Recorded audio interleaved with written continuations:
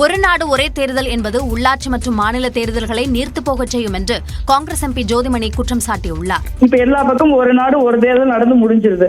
அதுக்கப்புறம் ஒரு 5 மாநிலத்துல ஆட்சி கலைஞ்சு போகுது. அப்ப என்ன பண்ணுவீங்க? ஏதாவது உத்தரவாதம் இருக்குது 5 மாநிலத்துல ஆட்சி கலையாதுன்னு சொல்லிட்டு? அப்ப திருப்பி அந்த ஆட்சி கலைஞ்சு போச்சு அப்படின்னா எப்படி அந்த இடத்துல ஆட்சியே வேற யாருமே வரக்கூடாதா? தேர்தலே நடக்காதா? எப்படி இருக்கும்? இப்ப நீங்க எல்லாமே ஒரே தேர்தலா நடத்துனீங்கன்னா அது பெரும்பாலும் தேசிய தேர்தலா தான் இருக்கும். அது ஒரு மாநில தேர்தலாகவோ ஒரு உள்ளாட்சி தேர்தலாகவோ அது நடக்காது.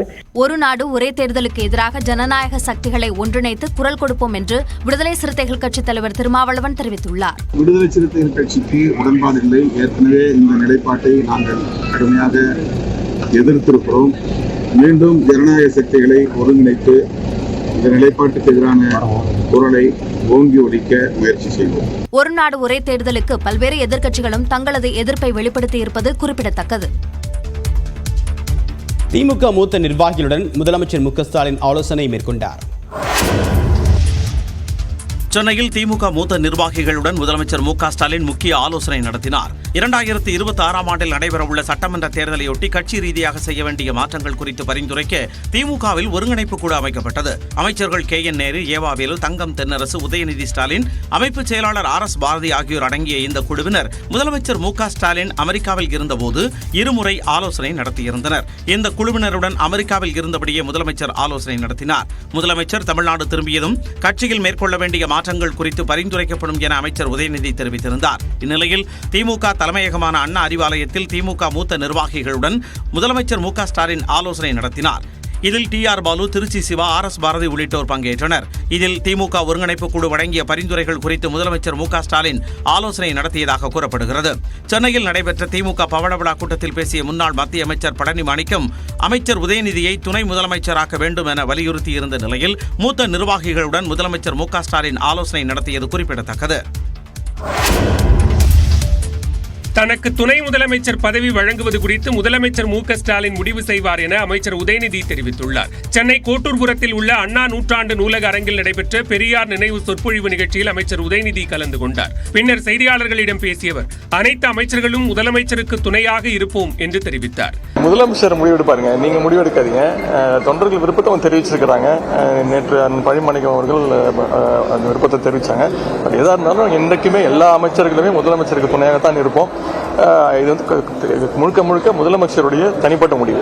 பெரியார் திடலில் மரியாதை செலுத்திய தாவேக தலைவர் விஜய்க்கு நண்பர் என குறிப்பிட்டு உதயநிதி வாழ்த்து தெரிவித்தார். நல்ல ஒரு விஷயம். யாரா இருந்தாலும் தமிழ்நாட்டில் பெரியாரை தாண்டி பெரியாரை மீறி பெரியாரை தொடாம இங்க அரசியல் செய்ய முடியாது.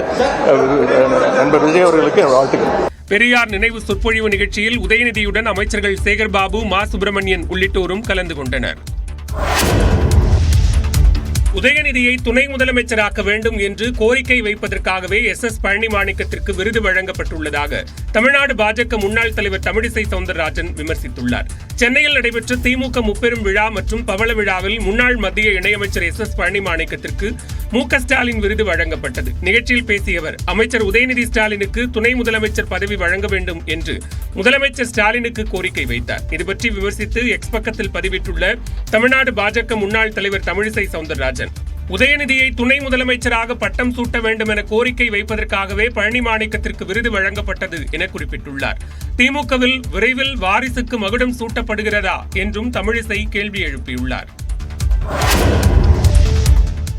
திமுகவில் அடுத்த தலைவரை உருவாக்க வேண்டிய அவசியம் உள்ளதால் உதயநிதியை துணை முதலமைச்சராக்க வேண்டும் என பேசியதாக முன்னாள் மத்திய அமைச்சர் SS பழனிமாணிக்கம் தெரிவித்துள்ளார். நியூஸ் 18 தமிழ்நாடு தொலைக்காட்சிக்கு பிரத்யேக பேட்டியளித்த அவர் கட்சியிலும் பொதுமக்கள் மத்தியிலும் உதயநிதிக்கு அமோக ஆதரவு இருப்பதாக கூறியுள்ளார். எல்லா கட்சிகளிலும் நாடறிந்து கட்சிக்காரர்களுடைய ஆதரவு அறிந்து அடுத்த தலைவரை உருவாக்க வேண்டியது கட்சியின் தொண்டர்களுடைய கட்டாயம். இந்த தளபதிக்கு அடுத்த நிலையில் நாடுகளுக்கு பொதுமக்கள் மத்தியிலும் கட்சிக்காரர்கள் மத்தியிலும் உதயநிதிக்கு சிறந்த வரவேற்பு இருக்கிறது. அதோடு அவர் திறமைசாலியாகவும் இருக்கிறார்.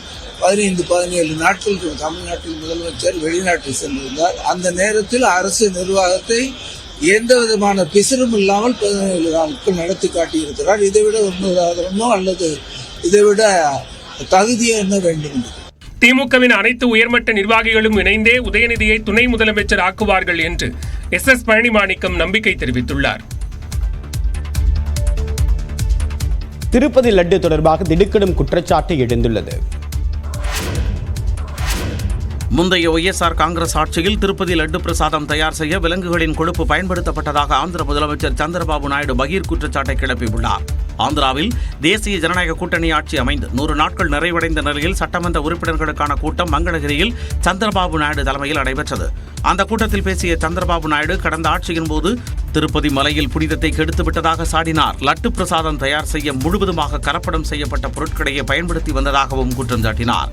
దేవుని దగ్గర పెట్టే ప్రసాదం అపవిత్రం చేసే విధంగా ఓసారి బాధేస్తుంది. నాసి రకమైన ఇంగ్రీడియంట్సే కాకుండా ఎనిమల్ ఫ్యాట్ కూడా వాడారని,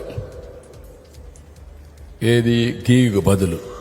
தேசிய ஜனநாயக கூட்டணி ஆட்சிக்கு வந்தவுடன் தரமான பொருட்களை பயன்படுத்தி பிரசாதங்கள் தயாரித்து வருவதாக கூறிய சந்திரபாபு நாயுடு ஒய்எஸ்ஆர் காங்கிரஸ் ஆட்சி காலத்தில் முறைகேட்டில் ஈடுபட்டவர்களுக்கு உரிய தண்டனை கிடைத்தே தீரும் என்றும் திட்டவட்டமாக தெரிவித்தார். திமுகவின் முன்னாள் அமைச்சரும் ஆதி திராவிடர் நலக்குழுவின் தலைவருமான சுந்தரம் காலமான நிலையில் அவரது உடலுக்கு முதலமைச்சர் மு.க. ஸ்டாலின் நேரில் அஞ்சலி செலுத்தினார். திருவள்ளூர் மாவட்டம் பொன்னேரி சட்டப்பேரவை தொகுதிக்கு உட்பட்ட மீஞ்சூரைச் சேர்ந்த திமுக மூத்த நிர்வாகியான சுந்தரம் கடந்த 1989 ஆண்டு முதல் ஆதி திராவிடர் நலத்துறை அமைச்சராகவும் 1996 ஆண்டு முதல் 2001 வரையான ஆட்சியில் பால்வளத்துறை அமைச்சராகவும் இருந்துள்ளார். தற்பொழுது ஆதி திராவிடர் நலக்குழுவின் தலைவராக செயல்பட்டு வந்தார். 76 வயதான அவர் புதன்கிழமை காலமானார். அவரது உடலுக்கு முதலமைச்சர் மு.க. ஸ்டாலின் நேரில் மலர் வளையம் வைத்து அஞ்சலி செலுத்தினார். அப்போது அமைச்சர்கள் துரைமுருகன், பொன்முடி, ஸ்ரீபெரும்புதூர் எம்பி டி.ஆர். பாலு உள்ளிட்டோர் அஞ்சலி செலுத்தினர்.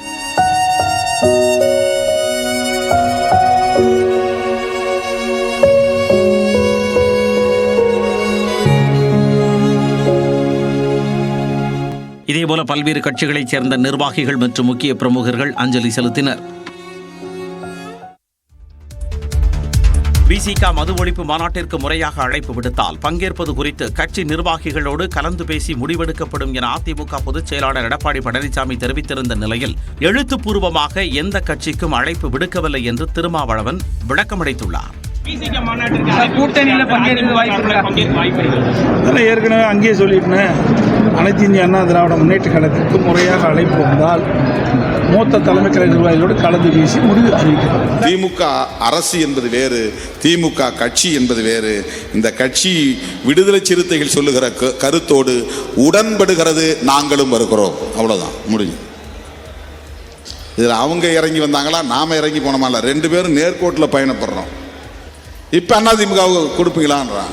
இப்போ நான் அதிமுகவுக்கு அழைப்பு விடுத்தா அரசியல் தெரியாமல் நான் செயல்படுறேன்னு ஆயிரும். நான் முதல்ல சொன்னேன், திமுக உடன்பட்டு அறிவிப்பு செய்து விட்டது. எழுத்துப்பூர்வமாக நாம் யாருக்கு எந்த கட்சிக்கும் அழைப்பு கொடுக்கல, ஒரு பொதுவான அறைகூவல் தான்.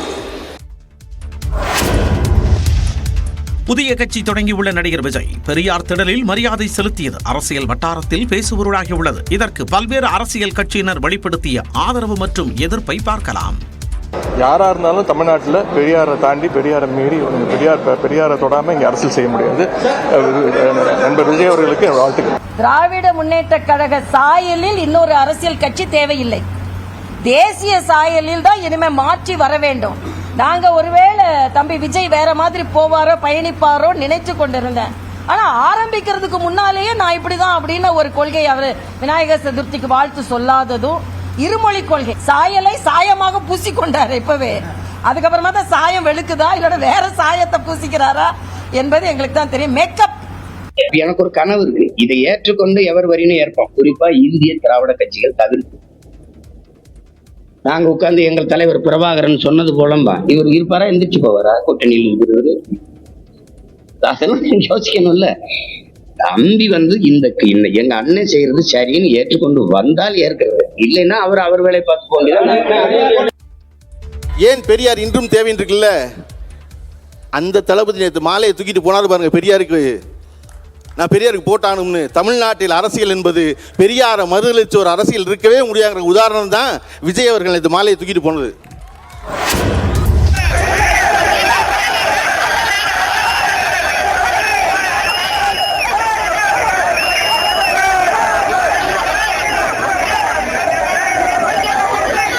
20% போனஸ் வழங்க கோரி போராட்டத்தில் ஈடுபட்ட NLC ஒப்பந்த தொழிலாளர்களுக்கும் காவல்துறையினருக்கும் இடையே நடந்த தள்ளுமுள்ளு காட்சிகள் தான் இது.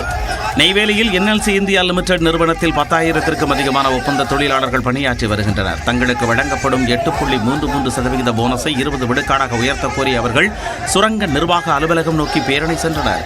அப்போது போலீசார் தடுத்து நிறுத்தியதால் தொழிலாளர்கள் சாலையில் அமர்ந்து போராட்டத்தில் ஈடுபட்டனர். எடுக்கிறது மட்டும்தான் அவங்க வேலை, போடுறது அவங்க நிர்வாகத்தினுடைய வேலை. அதனால அப்படிலாம் நீங்க அவங்க சண்டை போடாதீங்க, அமைதியா இருங்க. போராட்டத்தின் தொடர்ச்சியாக நேற்றிரவு ஒப்பந்த தொழிலாளர்கள் தங்களுடைய செல்போன் லைட்டை அடித்தபடி கண்டன முழக்கங்களை எழுப்பி மீண்டும் சுரங்க நிர்வாக அலுவலகம் நோக்கி பேரணி சென்றனர். காவல்துறையினர் தடுத்து நிறுத்திய போது இருதரப்பிற்கும் இடையே வாக்குவாதம் தள்ளுமுடி ஏற்பட்டது.